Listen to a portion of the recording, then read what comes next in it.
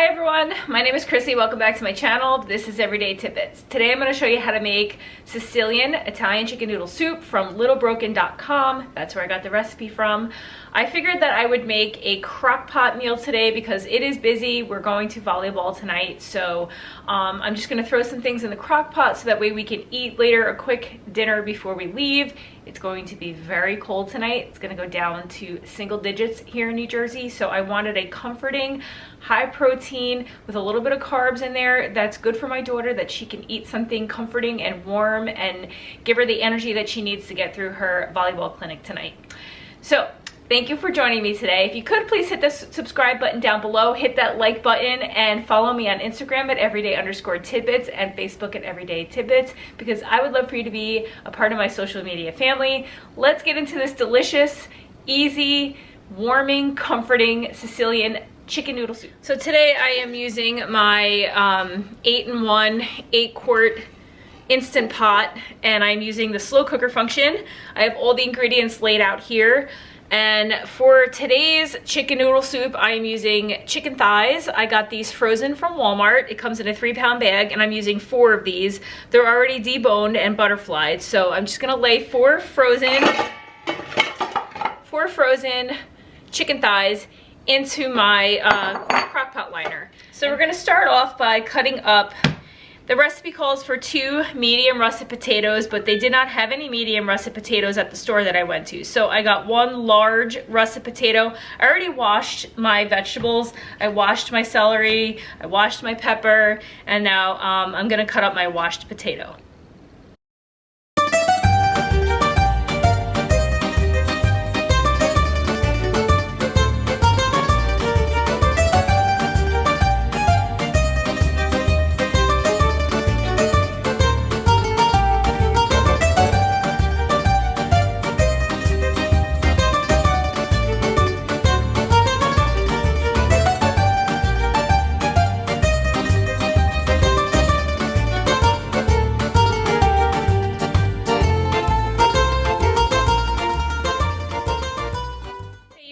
I did leave the skin on my potatoes. That is a personal preference. If you want to take the skin off of your potatoes, feel free to do that.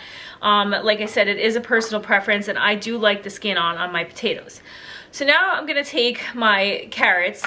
You need about 1.5 cups of carrots chopped, and I'm trying to keep them relatively the same size or maybe smaller as my potatoes so that everything kind of cooks evenly.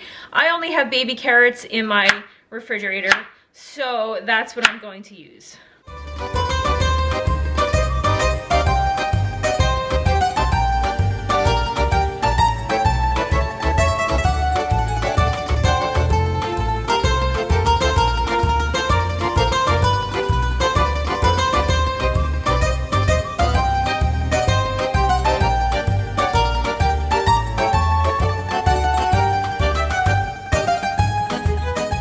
So now we need 3 large ribs of celery and roughly about 1 cup.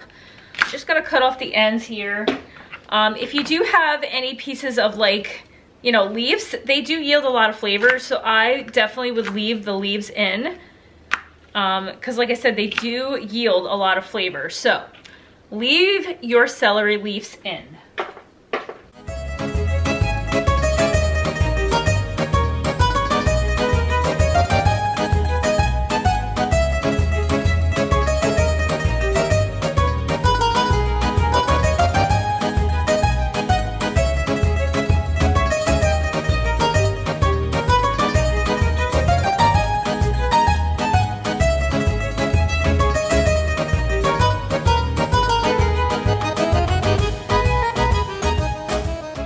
We're gonna dice up 1 large yellow bell pepper.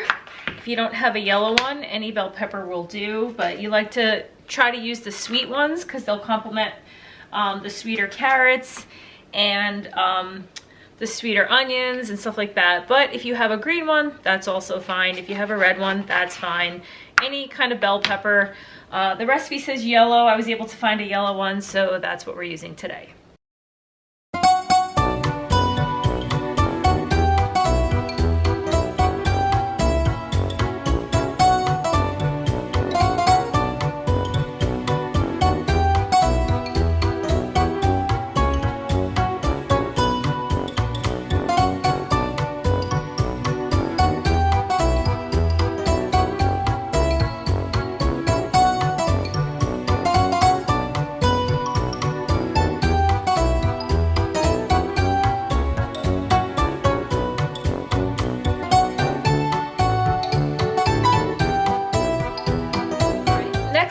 going to use 1 whole onion, and today I'm using a yellow onion. You can use any onion that you have on hand. This is such a rustic soup that if you had a yellow onion, that would be totally fine. If you had a Vidalia onion, that would be fine. If you had a white onion, that would also be fine.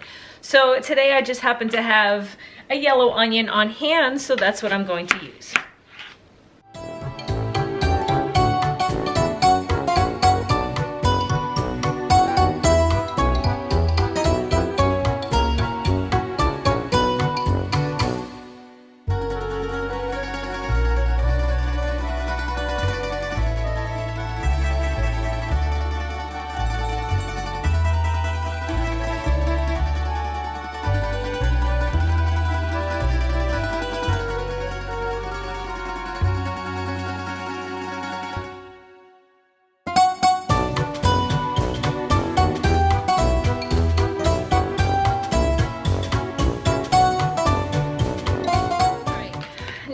Do some slivered garlic.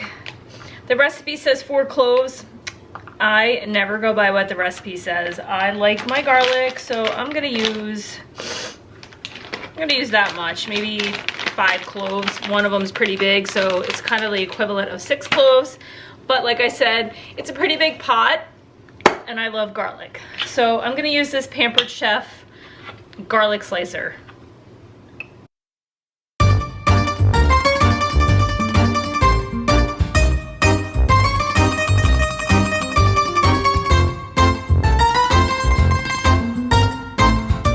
I have a little bit of parsley left over from a pasta dish that I made the other day, and it's pretty much, there's leaves and some stems left. I'm just gonna roughly chop this, stems and all, just because we're getting the flavor of the parsley in. I don't need to make sure that it's pretty because it is a rustic soup. So we're doing the best we can here and making use of the resources that we have, because like I said, I used this the other day and my daughter's been picking at it because she likes to eat parsley raw. So we're using it up and just roughly chop it.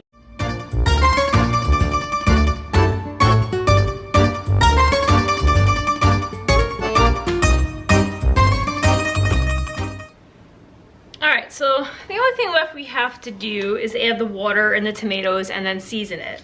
So we're gonna add 2 bay leaves. If you have fresh bay leaves, probably be better than dry bay leaves, but dry is all I have.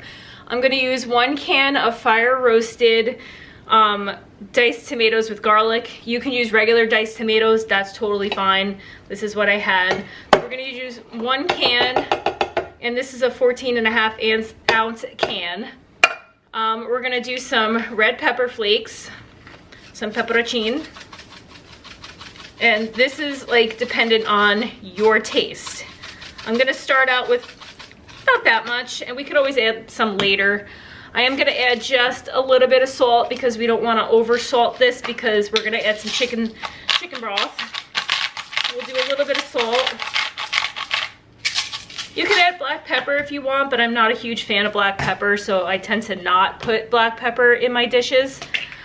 And if you had chicken stock already constituted, you can add 32 ounces of chicken stock, but I do not have it constituted, but I always have this large container of chicken bouillon. I also have a beef bouillon in my pantry. So we're gonna add 32 ounces of water, and that would be roughly 4 cups, but I have 5 cups of water in here. So we're gonna do 5 teaspoons of chicken bouillon. So you wanna do 1 teaspoon per cup that you're adding. And then you're also gonna get the flavor from the actual chicken that's in there as it cooks. Now, if you don't like chicken stock, you can just put water, and that's fine. You'll have a milder chicken broth because you actually have chicken cooking in this. But we're gonna add a little extra flavor and do 5 teaspoons. I'm gonna do 6. Because our chicken and our vegetables are gonna put off water, so we're gonna have a little bit more water in there. So yeah, I'm gonna use this. Then I'm gonna pour my water over everything. So, oh, I'm spilling. So we're gonna get this all over everything. I might need to add a little bit of water though. that looks a little dry. Actually, I think it'll be all right. Give it just a little stir. It smells good already. I am gonna add just a little bit more water to this. And then we're gonna cook it on low for 8 hours. 8 hours because the chicken is frozen and it's a chicken thigh, which actually will hold up to longer cooking time. So I'm gonna add probably 1.5 more cups of water and we're gonna cook it. All right, so I have my chicken noodle soup in the crock pot. I did add about 1.5 cups more of water and it's gonna cook on low for 8 hours. I did pick up a loaf of Italian bread to have with it. And if you can have a small piece of Italian bread for 2 points. And I put this Sicilian recipe into the tracker just exactly how it's written, and that's what I did. I followed it to a T, and it works out to be about 5 points for the serving, and this makes 8 servings. So that's a big hefty bowl of soup. And just before we get to, go to eat it, I'm going to cook 3/4 cup of ditalini on the side and add it to it later. Now the recipe says 1/2 cup, but I'm going to put a little bit more noodles in there because I feel like this big pot of soup can handle more than 1/2 cup. So you're gonna have 5 points for the soup and 2 points for the bread. And I'll see you in 8 hours when it's done. I'll show you what it looks like when we go to eat it. All right, so I have about an hour left until the soup is ready. So what I did was I used a set of tongs to pull out the chicken. And I'm just going to use this meat masher and break up the chicken and then add it back to the broth.